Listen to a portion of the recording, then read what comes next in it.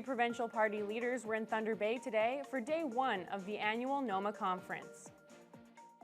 Good evening, and thank you for joining us. The leaders of all 3 provincial opposition parties were in Thunder Bay today as the Northwestern Ontario Municipal Association kicked off its AGM with speeches from Marit Stiles, Bonnie Crombie, and Mike Schreiner. Lee Noonan was there, and she joins us in studio. Thank you, Haley. There were a lot of commonalities between the 3 speeches. They all touched on healthcare, housing, resource extraction, and provincial downloading, and each of the 3 leaders made a case for their party as the best one to represent the region at Queen's Park. I'm bringing the North into the fold of every conversation that we have on housing or healthcare, on tourism or infrastructure. And while I'm not going to pretend to know what it's like to live here in the North, I do know a thing or two about running a city. I believe there is a bright future for Ontario's North, but we need a government that's going to invest in that future. The leaders of Ontario's opposition parties each addressed the region's municipal leaders on day 1 of the NOMA AGM. All 3 spoke about the need for more healthcare, addictions, and mental health services in the North, as well as the lack of affordable housing and the importance of the region's natural resources to the economy. NDP leader Marit Stiles says it's her party's approach to housing that sets them apart. Getting government back in the business of building housing again. You won't hear other parties talk about building truly affordable housing. We can't rely on the market, especially in Northwestern Ontario. Developers aren't going to come here and build giant condominiums. Liberal leader Bonnie Crombie puts education at the center of her party's plan and acknowledges they've got a lot of work to do to rebuild trust.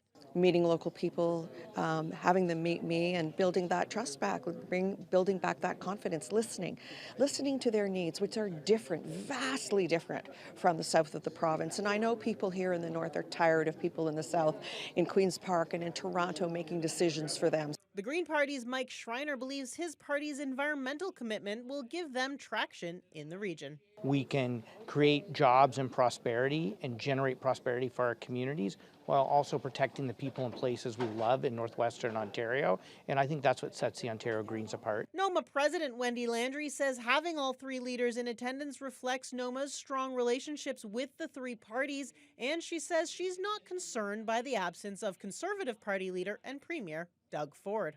He's a very busy man, and he tells me that he has complete confidence in his ministers in bringing his message forward to us here in Northwestern Ontario. For the first time at NOMA, time has been set aside for municipal leaders to meet one-on-one with government ministers, something Landry says is particularly important for smaller municipalities that can't afford to send delegations to other conferences. Lee Noonan, TBT News. An arrest has been made in a murder case near Fort Frances. Few details are available, but the death occurred last Thursday in Seine River First Nation.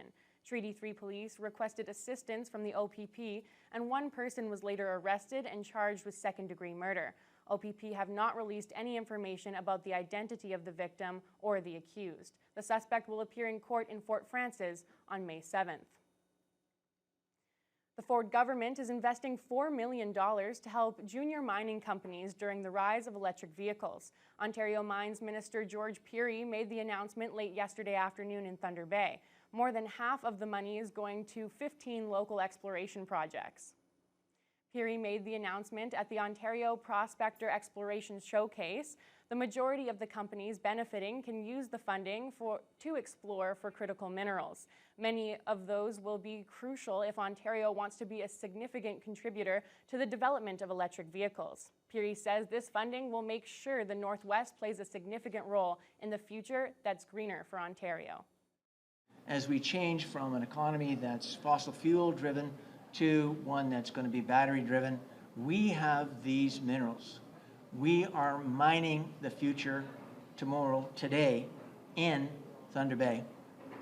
We're well endowed with all the critical minerals, and Thunder Bay will be a hub of all of that activity. Peary points to cobalt and nickel as 2 of the most abundant and crucial minerals waiting to be mined in this region. The Ontario Prospectors Exploration Showcase continued today at the Valhalla, with the general public invited to check it out this afternoon. The mining boom is expected to really hit this region over the next few years, and over 50 companies were on hand to talk about their projects or services. Josh Morano has the details. Explorers, prospectors, and contractors were given the opportunity to connect during the Ontario Prospectors Exploration Showcase's annual event. From small independent businesses to large conglomerates, the showcase gives everyone the opportunity to share ideas and even collaborate on potential projects. Gary Clark is the director of the Ontario Prospectors Association. He says with the big rise in the mining industry, events like this are good for keeping that momentum going. It actually exposes everyone to what other companies and what other suppliers are out there. So you get an idea of where you're going and what's happening and what you can do in the area. You know, and there's a lot of people don't know what's happening in the backyard. One of those smaller companies was Great Bear Resources, founded by Rick Greenwood. In 2022, Greenwood and his company were purchased by Kinross Gold for $1.8 billion. The centerpiece of the deal, the Great Bear Project, which features one of the largest gold deposits in the region, right along Highway 105 between Red Lake and Ear Falls. The Northwest Ontario Prospector Association, OPA, very supportive of all the junior explorers, right? So even though we're with a big company right now, at one point in time we were a very small company, Great Bear Resources. We were able to successfully get the government grant that Minister Peary was talking about the other day. So we were fortunate enough in 2018 to get that grant, and it really helped us, a catalyst for exploration for us. While the industry saw a dip in previous years, Northwestern Ontario is dubbed as the next mining powerhouse, and Clark sees it beginning to get traction again, bringing in more jobs and new resources. We're seeing a rejuvenation of what's happening in our industry, so it's good to see, and the event shows that, like everybody's keen to get back at it and get to see each other we haven't seen for a while. Josh Morano, TBT News. Thunder Bay police and paramedics were called to the Halfway Motors Nissan on Memorial Avenue this morning after a vehicle accidentally drove into the dealership.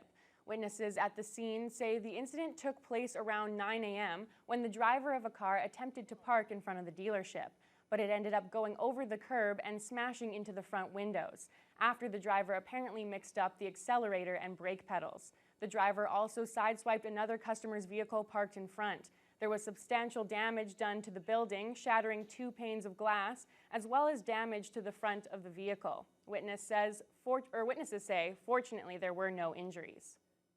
The Ontario government is launching an artificial intelligence program for family doctors. It's designed to allow them to spend less time on paperwork and more time treating their patients. CTV's Siobhan Morris explains. Like an insulin type. The government's trying to take some of the busy work of being a doctor out of the picture. When physicians have the opportunity to do less paperwork, they often have the ability to see more patients. Critical when some 2.3 million Ontarians don't have a family physician, a number expected to rise. The burden of unnecessary administration takes up an alarming 19 hours a week of physicians' time, keeping them from either patient visits or a healthy work-life balance, or in most cases, both. Park says about 4 hours are eaten up each week writing sick notes. The government's making changes to prohibit employees from requiring a sick note for a worker's job-protected sick leave, urging employers to use tools like attestations for accountability instead. The government's also expanding the use of an AI tool to automatically summarize or transcribe conversations with patients who consent into electronic medical notes. eScribe will be fanned out to more than 150 care providers. With patient consent, instead of focusing on documentation, I can focus on them, listening to their concerns and addressing their problems. While primary care providers welcome today's changes, they say more needs to be done. I suggest a necessary next step is updating the family practice payment model to allow office-based care to keep up with inflation and to compensate physicians for the many unpaid administrative tasks. To keep family medicine a viable career path. Siobhan Morris, CTV News. Do the people of Ignas want to host a nuclear waste deposit site?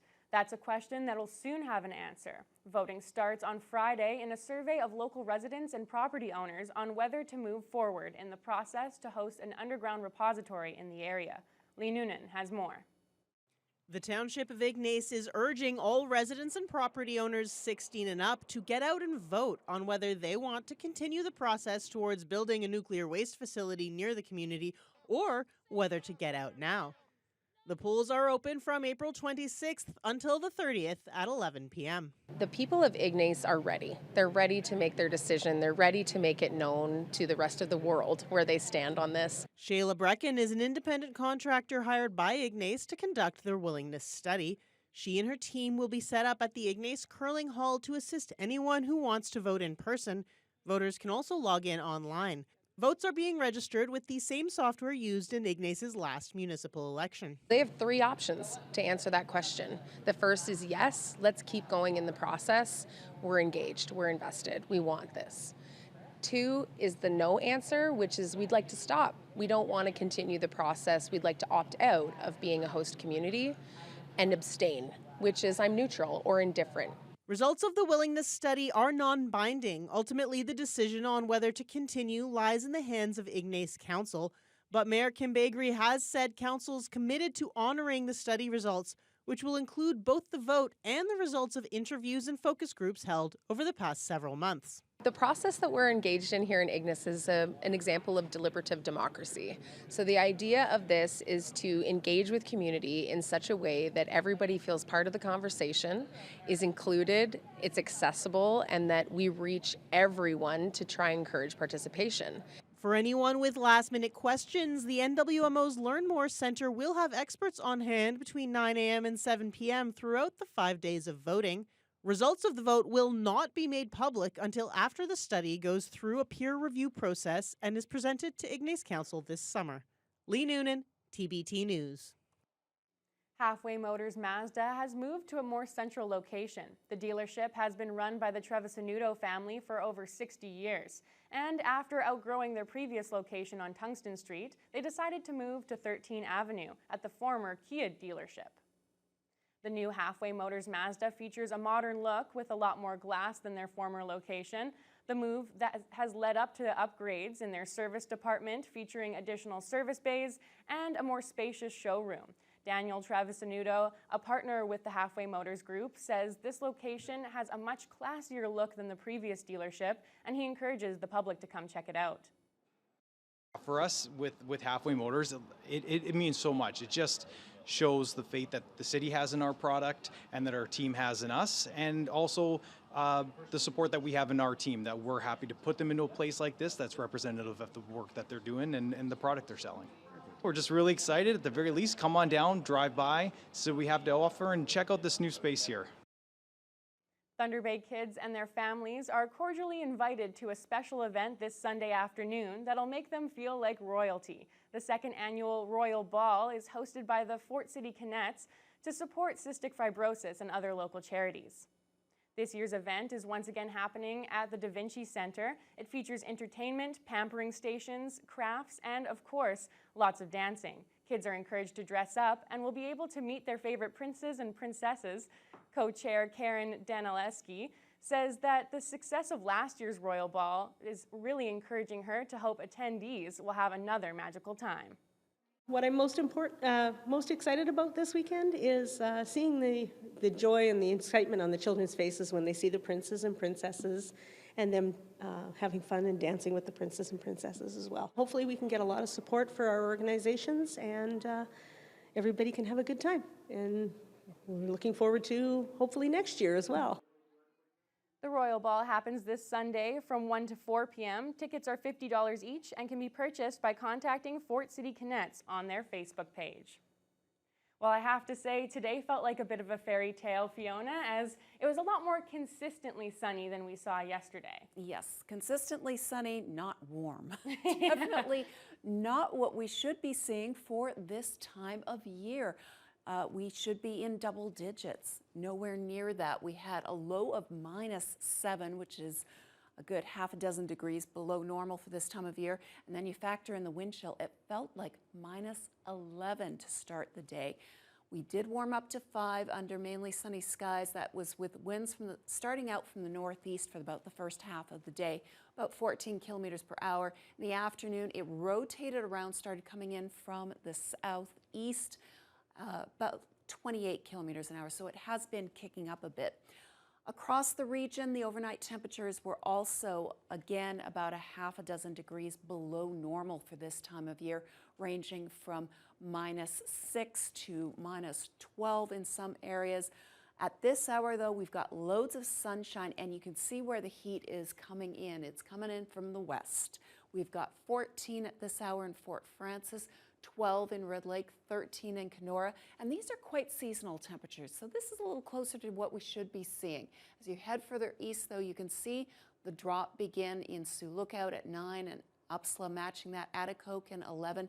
Grand Portage, because of that southeast flow off the lake, it's currently sitting at just 2 Celsius, and around the lakeshore, similar temperatures, 3 in Nipigon, 0 in Marathon, 2 in Wawa, and just 4 in Sault Ste. Marie under mostly cloudy skies at this time.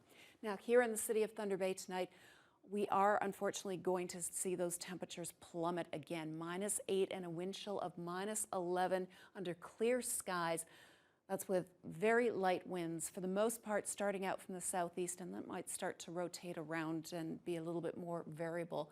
But for the second half of the week, we are going to see more sunshine for Thursday and Friday. We're also going to be warming back into those seasonal low double digits. Anytime we can get back to normal is a good thing.